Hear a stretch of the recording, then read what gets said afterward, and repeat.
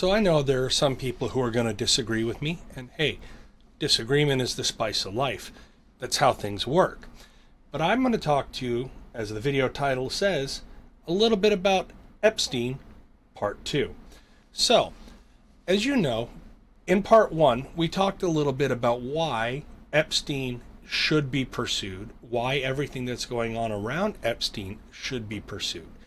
But I want to deal with something that came about from another content creator recently that really kind of surprised me. It caught me off guard and I was not ready for it.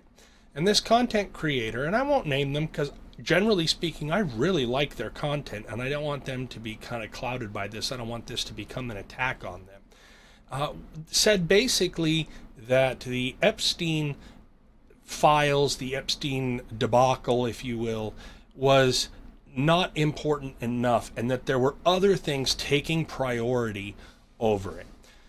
Really? This person is looking at money, this person's looking at the deep state and all these other things, which of course those are important.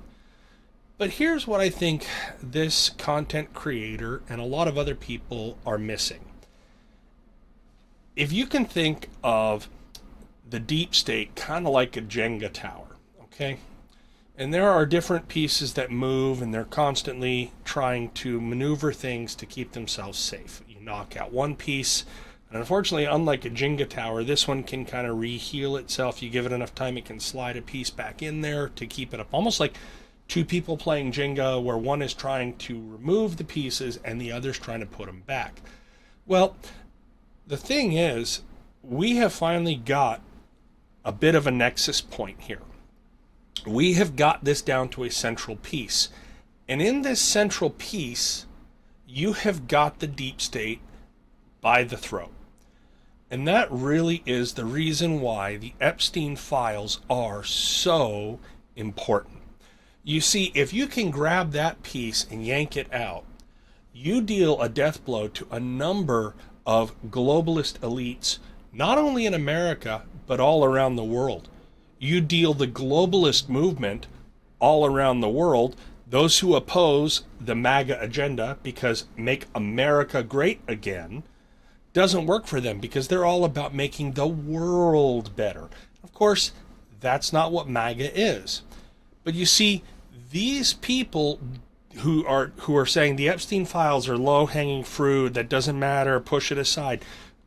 This is the death blow. This is the key to destroying all of that. Because if you have something like that, they won't be able to come back at you because, hey, look, who's going to come after you for protecting girls and innocent victims from a global pedophile ring? Trump takes over Washington, D.C. People are going to cry racism. Trump federalizes this or does that or imposes tariffs. All of a sudden it's, oh, you're a racist, you're this, you're that. Look at all these horrible things that you're doing. People are always going to find a reason to come after him for whatever he does because these are all complex issues and they've got feelings about them. But everyone, at least from the general public side of things, supports keeping young women, American young women in particular, out of the hands of pedophiles. Therefore, if this is the line of attack that was taken, politically speaking, not in terms of violence, you would have massive public sentiments. And that's what I think surprises me the most about this. Trump has, for the most part, been very savvy about how he does things. He takes 80-10 or 80-20 issues, 90-10 issues, and what he does is he takes the 80 or 90 position and forces the Democrats to take the 20 or 10. And he does it because he knows no matter what he says, he could say the sky is blue, he could say the grass is green, he could say that water is wet, and they're going to take the opposite position just because he's Trump. So he is literally causing them to decimate their own party because of their self-destructive behavior because they just can't let him get a win. So when you look at this looks like it should be right up Trump's alley. This looks like it should come right out of his playbook. Put the list out there. Start indicting everybody on this list, and yeah, you got to be smart about it. You don't want to indict the gardener or the plumber or the cable repair guy or if we know that he spent some time in Mar-a-Lago before Trump kicked him out. So obviously, you don't want to indict Trump and all the. Of course, you have to be smart about it. I'm not saying you don't be smart about it, but at the same time, if you go after these people, it's a 90-10 issue. This is a central line of attack that you can use, pull out that Jenga block, and crumble the entire globalist movement to the point that you could almost cripple them forever, almost remove their pieces off the board. And then you open up MAGA all across the world. Nationalism can resurge, and we push this globalist agenda not only out of the public consciousness, but you really stain it and taint it and tarnish it with all these people who've been a part of it. And you know what? That may mean that some Republicans are going to get caught up in that. Hey, you know what? That happens. If they were on Epstein's island doing things with young ladies that they shouldn't have been doing, then guess what, guys? They deserve it. I don't care if it's a Republican that I support. If they were on that island and they were doing things that they shouldn't have been doing, you can't tell me that political expediency is a reason to let them off the hook. No. All of them got to go. Because if they were on that island, the odds are they're part of the globalist cabal. I don't care how much you like them. I don't care how much you think you know them. If they were on that island and they were doing the kinds of things that were happening on that island, they're a part of that. They're not who you think they are if they were there. So, why is Trump not doing this? Now, this is where I run into a lot of issues, and nobody can explain this to me in a way that makes sense. Nobody can explain this to me in a way that makes me go, oh, I get it. That makes perfect sense. It just doesn't seem to click for me because, Trump's in the files. Well, that's easily explainable.